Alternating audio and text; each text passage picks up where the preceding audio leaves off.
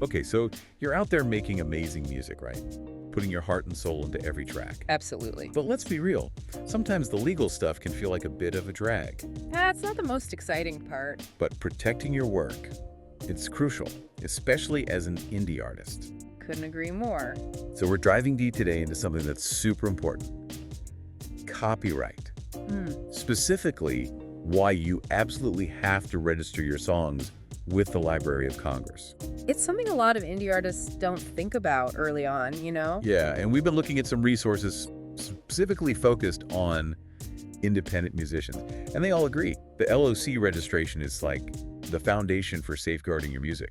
For sure. Think of it this way, like, copyright is basically the legal proof that you created a song. Makes sense. So it's like kind of like having a receipt for your song. Exactly. You can prove it's yours. So if someone tries to come along and say, hey, that's my tune, You've got the documentation to back you up. you've got the receipts, right? Exactly. And, you know, while copyright technically exists the second you create something, Right. registering it officially with the Library of Congress, that's what makes it really strong, legally speaking, at least in the U.S. Okay, so it's like you have some protection automatically, but registering it is like taking it to the next level. Exactly. You go from like basic coverage to like full-on legal armor.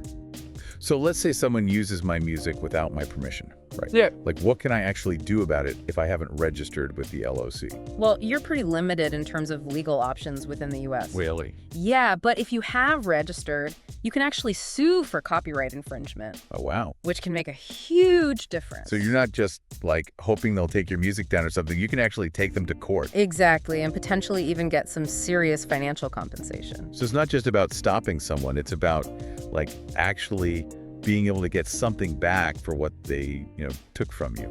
Absolutely, and the source we're looking at here, it mentions statutory damages, which is interesting. What's that? It basically means the court can decide on a fixed amount of money for each infringement. Sometimes it can be a lot, like up to $150,000, and you don't have to prove exactly how much you lost. Oh, wow. That's a lot of money, especially for like an independent artist. It can be a game changer, especially if you're not, rolling in dough. Right, because legal battles can get expensive. Exactly. Plus, on top of the damages, you could also get your attorney fees covered. That's amazing. So you're not even out the money you spent to, fight for your rights. Right, which is a huge relief. So it's not just about U.S. protection either, right? Yeah.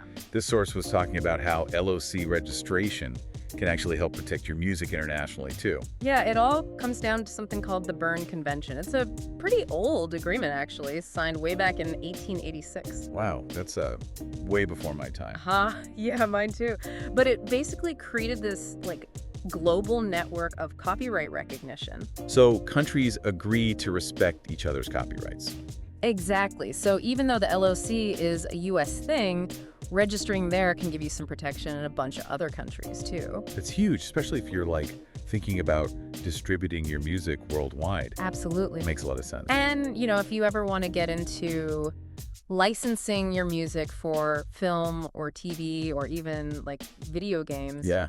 having your work officially registered, it shows you're serious, that you're a professional. It's like a stamp of legitimacy, right? Exactly. It can make you more attractive to potential partners. Yeah, because they know you've got your legal ducks in a row. Exactly. And you're protecting their investment, too. Makes sense.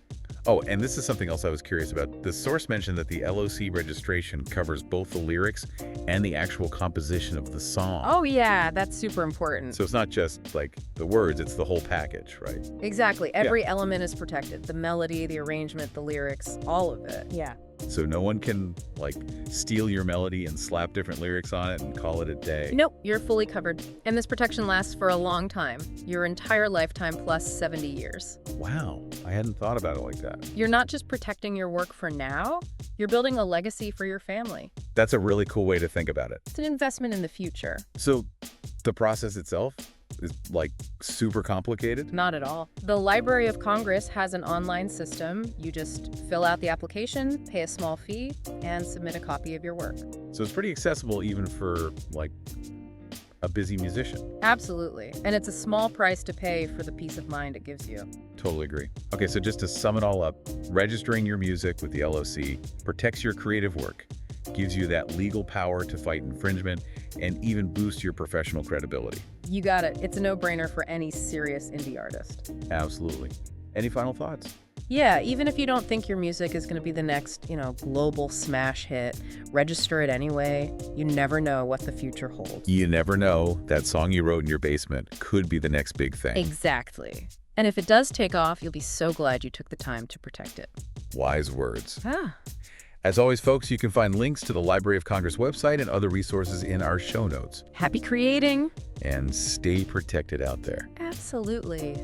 That's it for this Deep Dive. Until next time. See ya. Bye.